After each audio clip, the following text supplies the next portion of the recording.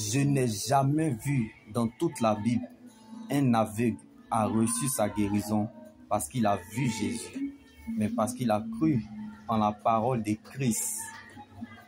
Il n'y a pas plus aveugle que celui qui refuse de voir, comme la foule a crié Jésus. Mais l'aveugle Bartimée a insisté, crié encore plus fort, Fils de David. Jésus s'arrêta et ordonna qu'on emmêlât l'aveugle. Tout arrive à celui qui croit et non à celui qui voit. Car la vraie délivrance, ce n'est pas qu'on prie sur toi. La vraie délivrance, ce n'est pas qu'on t'impose les mains. La vraie délivrance, bien-aimé, c'est lorsque tu rencontres le Dieu de la délivrance. Comme Bartimée sur ce chemin de Jéricho de l'humiliation, Jésus est en ta direction. Apprends à minimiser les circonstances de la vie. Regarde le ciel, compte sur Dieu et dépend de sa parole. Comme Bartimée était aveugle, mais il adorait le Seigneur Jésus de tout son cœur et de toute son âme. Ce n'est pas parce que tu ne vois rien que tu n'as rien. Ce n'est pas parce que tu ne vois rien que les choses ne sont pas en train de se faire. Ce n'est pas parce que tu n'as pas encore vu que tu ne croiras pas. Bien-aimé, laisse-moi te choquer en ce jour. La promesse de Dieu ne viendra pas. Ce que tu cherches, espères ou attends est en toi. Mais c'est sa manifestation que nous attendons. Ce n'est pas ce que tu n'as pas encore eu qui réveille un mort. Ce n'est pas ce que tu cherches, espères ou attends qui peut réveiller un cadavre.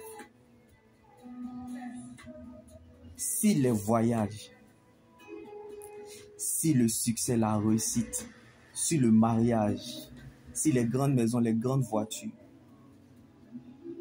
peuvent réveiller un cadavre au cimetière, c'est que pleure sur ta situation. Tu n'es pas plus meilleur que ceux qui jouent le temps additionnel à l'hôpital. Tu n'es pas plus parfait que ceux qui sont à la fin du match au cimetière. Alors, tu n'emprunteras pas autre chemin que celui de la croix. Ne t'en détourne pas et ne fais pas de raccourcis. Même si ce chemin ne te plaît pas, prends le temps de bénir le Seigneur malgré tout sur ce chemin de l'opprobre, car ta fin finira glorieuse.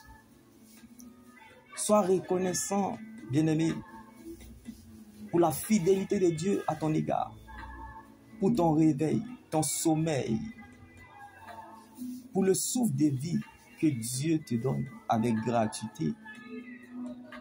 Tu ne feras pas le contraire, car c'est dans le vent contraire que se découvre le vrai visage d'un enfant de Dieu.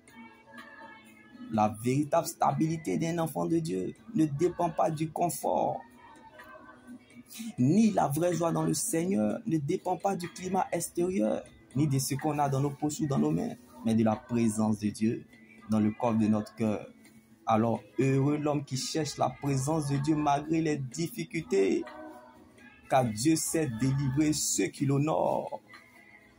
Et il ne permettra jamais que ses saints connaissent la décomposition, car les solides fondations posées par Dieu subsistent et demeurent éternellement.